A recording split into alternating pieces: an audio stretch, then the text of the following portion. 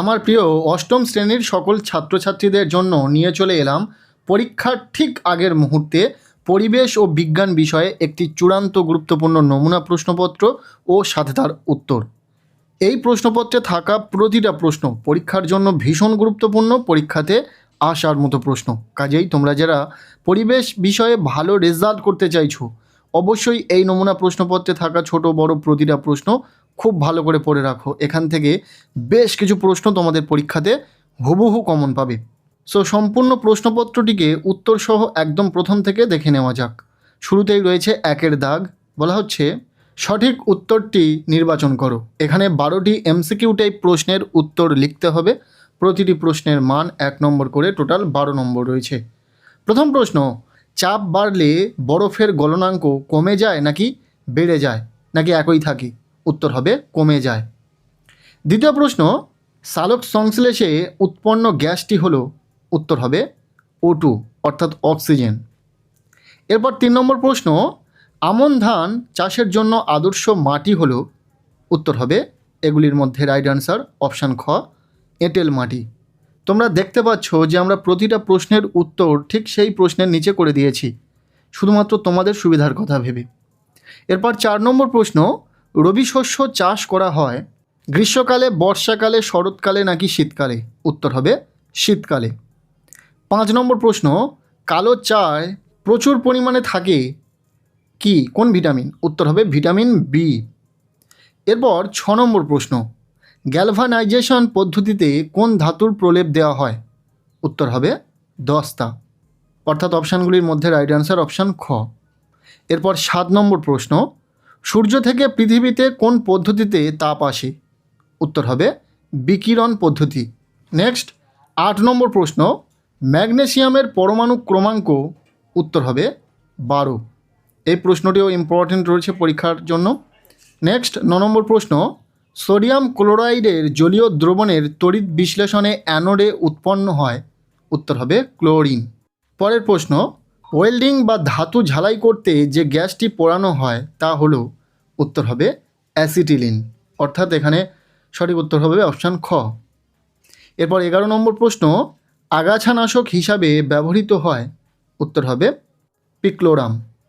12 নম্বর প্রশ্ন, তন্তু জাতীয় ফসল এগুলির মধ্যে সঠিক উত্তর অপশান গ, তুলো। এই ছিল একের দাগ থেকে 12টি এমসিকিউ টাইপ প্রশ্ন। প্রতিটা প্রশ্ন আমরা উত্তর সহ দেখে নিলাম। এরপর রয়েছে প্রশ্নপত্রের 2-এর দাগ, বলা হচ্ছে নিচের প্রশ্নগুলির 2-1টি বাক্যে উত্তর দাও। এখানে 10টি এসএকিউ টাইপ প্রশ্নের উত্তর লিখতে হবে। প্রতিটি প্রশ্নের মান 1 নম্বর করে, টোটাল 10 নম্বর রয়েছে।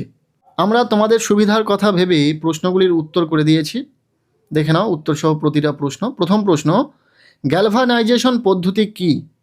উত্তর হবে তড়িৎ বিশ্লেষণ পদ্ধতিতে লোহার উপর জিঙ্কের প্রলেপ দেওয়াকে দস্তা লেপন বা গ্যালভানাইজেশন বলে। দ্বিতীয় প্রশ্ন, জারণ বিজারণ বিক্রিয়া একই সঙ্গে ঘটে, একটি উদাহরণ সহ দেখাও। উত্তর হবে উত্তপ্ত কিউপ্রিক অক্সাইডের ওপর দিয়ে হাইড্রোজেন গ্যাস চালনা করলে তামা ও জল উৎপন্ন হয়। এরপর 3 নম্বর প্রশ্ন, তড়িৎ লেপনের সময় যে ধাতুর প্রলেপ দেওয়া হয় তাকে কোন তড়িৎদ্বার হিসাবে ব্যবহার করা হয়? এটি একটি ভীষণ গুরুত্বপূর্ণ প্রশ্ন, তোমাদের পরীক্ষাতে দেবেই। উত্তর হবে যে ধাতুর প্রলেপ দেওয়া হয় তাকে সর্বদা অ্যানোড বা ধনাত্মক তড়িৎদ্বার হিসাবে ব্যবহার করা হয়। এরপর 4 নম্বর প্রশ্ন, সিয়ন কি? উত্তর হবে জোর কলম পদ্ধতিতে উন্নত জাতের যে চারাগাছটি ব্যবহার করা হয় তাকে সিয়ন বলে। নেক্সট, মরিচার সংকেত লেখো। এখানে স্পেলিংটা মিস্টেক রয়েছে, এখানে সংকেতটি আমরা লিখিনি, তোমরা তোমাদের পাঠ্য বইয়ে দেখতে পেয়ে যাবে। 6 নম্বর প্রশ্ন, অনুঘটক কাকে বলে? যে রাসায়নিক পদার্থ নিজে অপরিবর্তিত থেকে, অর্থাৎ ভর ও রাসায়নিক গঠন অপরিবর্তিত রেখে কোনো রাসায়নিক বিক্রিয়ায় বেগ বা গতিকে বাড়িয়ে বা কমিয়ে দেয় তাকে অনুঘটক বলে। এরপর 7 নম্বর প্রশ্ন, যে পদার্থ ও রাসায়নিক বিক্রিয়ার বেগ বাড়ায় তাকে কি বলে? উত্তর হবে অনুঘটক। 8 নম্বর প্রশ্ন, সূর্য থেকে পৃথিবীতে তাপ আসে কোন পদ্ধতিতে? উত্তর হবে সূর্য থেকে পৃথিবীতে তাপ বিকিরণ পদ্ধতিতে আসে। এরপর 9 নম্বর প্রশ্ন, এনপিকে এর পুরো নাম লেখো। এন অর্থাৎ নাইট্রোজেন, পি অর্থাৎ ফসফরাস ও কে পটাশিয়াম। বোঝা গেল। এরপর 10 নম্বর প্রশ্ন, একটি আয়নিক যৌগের নাম লেখো। উত্তর হবে সোডিয়াম ক্লোরাইড। এই ছিল 2-এর দাগ থেকে এসএকিউ টাইপ প্রশ্ন, যেগুলো আমরা উত্তর সহ দেখে নিলাম। এরপর রয়েছে প্রশ্নপত্রে 3-এর দাগ। বলা হচ্ছে নিচের যে কোনো 2টি প্রশ্নের উত্তর দাও। এখানে 2 নম্বরের প্রশ্ন রয়েছে, 4টি প্রশ্নের উত্তর তোমাদেরকে লিখতে হবে, টোটাল 8 নম্বর। প্রথম প্রশ্ন, বাষ্পায়ন ও স্ফুটনের মধ্যে 2টি পার্থক্য লেখো। বাষ্পায়ন ও স্ফুটনের 2টি পার্থক্য এখানে উল্লেখ করা হয়েছে। প্রথম রয়েছে উষ্ণতার শর্ত। বাষ্পায়ন যে কোনো উষ্ণতাতেই ঘটে, কিন্তু স্ফুটন কেবল নির্দিষ্ট উষ্ণতাতেই ঘটে। আর দ্বিতীয় পয়েন্ট হচ্ছে স্থান ও গতি প্রকৃতি। বাষ্পায়ন হলো একটি ধীর প্রক্রিয়া যা কেবল তরলের মুক্ত পৃষ্ঠতল থেকে ঘটে। অন্যদিকে স্ফুটন হলো একটি দ্রুত ও উত্তাল প্রক্রিয়া যা পুরো তরল জুড়ে ভেতর থেকে বুদবুদ সহ ঘটে। বোঝা গেল। এরপর রয়েছে দ্বিতীয় প্রশ্ন, কোনো তরলের বাষ্পমোচনের হার কোন কোন বিষয়ের উপর নির্ভর করে? উত্তর হবে কোনো তরলের বাষ্পমোচন বা বাষ্পায়নের হার মূলত নিচের 4টি বিষয়ের উপর নির্ভর করে। এখানে আমরা 4টি পয়েন্টে উল্লেখ করেছি। ফার্স্ট হচ্ছে তরলের মুক্ত পৃষ্ঠতলের ক্ষেত্রফল। একটা কথা বলি, যদি আমাদের দেওয়া কোনো প্রশ্নের উত্তর তোমাদের ভুল বলে মনে হয় তাহলে অবশ্যই সঠিক উত্তরটিকে কমেন্ট সেকশানে জানিয়ে যাবে। হতে পারে কোনো প্রশ্নের উত্তর আমরা ভুল দিয়ে ফেলেছি, তো অবশ্যই সঠিক উত্তরটাকে তাহলে কমেন্ট সেকশানে জানিয়ে যাবে। উত্তরটা দেখে নাও। তরলের মুক্ত পৃষ্ঠতলের ক্ষেত্রফল বলতে পৃষ্ঠতলের ক্ষেত্রফল যত বেশি হবে বাষ্পমোচনের হার তত দ্রুত হবে। এরপর রয়েছে উষ্ণতা।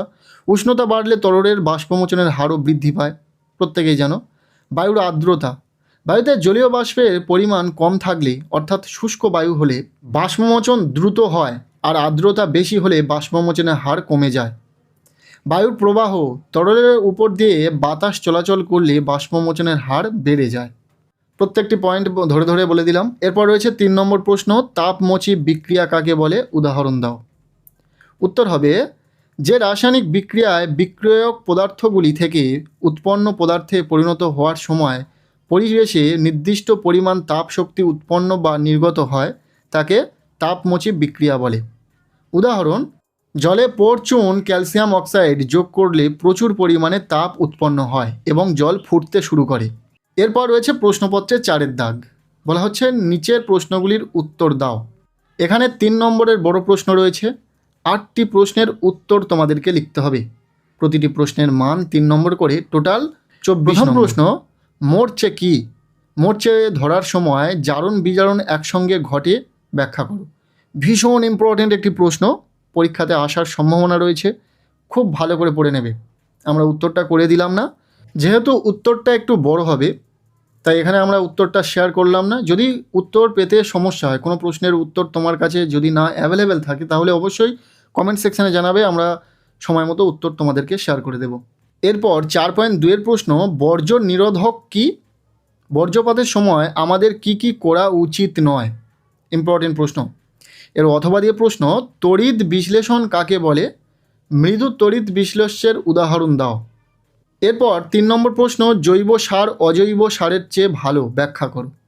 এর অথবা প্রশ্ন, তাপের পরিচলন বলতে কি বোঝো? অ্যাক্সিমোরা কিভাবে বসবাস করে? এরপর 4 নম্বর প্রশ্ন, তাপগ্রাহী রাসায়নিক পরিবর্তন কাকে বলে? উদাহরণ দাও। 5 নম্বর প্রশ্ন, আধুনিক পদ্ধতিতে কিভাবে মৌমাছি চাষ করা হয়? 6 নম্বর প্রশ্ন, খারিফ শস্য ও রবি শস্য কাকে বলে? উদাহরণ সহ লেখো। এরপর 7 নম্বর প্রশ্ন, বাষ্পায়ন ও স্ফুটনের মধ্যে পার্থক্য লেখো। এই যে প্রশ্নগুলি তোমরা দেখছো, প্রতিটা প্রশ্নই কিন্তু পরীক্ষার জন্য ভীষণ গুরুত্বপূর্ণ, খুব ভালো করে পড়বে। এর অথবা প্রশ্ন, কলেরা রোগের জন্য দায়ী ব্যাকটেরিয়ার নাম কি? এর সাথে ডেঙ্গি রোগের উপসর্গগুলি লেখো। এরপর প্রশ্নপত্রে থাকা শেষ প্রশ্ন, রবি ফসল কি? উদাহরণ দাও। ভারতের প্রধান চা উৎপাদনকারী 2টি রাজ্যের নাম লেখো। ব্যাস, এই ছিল 8ম শ্রেণীর ছাত্রছাত্রীদের জন্য পরিবেশ ও বিজ্ঞান বিষয়ে একটি চূড়ান্ত গুরুত্বপূর্ণ নমুনা প্রশ্নপত্র। প্রশ্নপত্রে থাকা প্রতিটা প্রশ্ন খুব ভালো করে পড়বে। এখান থেকে বেশ কিছু প্রশ্ন তোমরা তোমাদের পরীক্ষাতে হুবহু কমন পেতে চলেছ। আজকের এই ভিডিওটি তোমাদের কেমন লাগলো অবশ্যই কমেন্ট সেকশানে জানিও। ভালো লেগে থাকলে লাইক করে দিও, চ্যানেলে নতুন হলে চ্যানেলটিকে সাবস্ক্রাইব করে রাখো, আর পারলে ভিডিওটি প্রচুর শেয়ার করে দিও।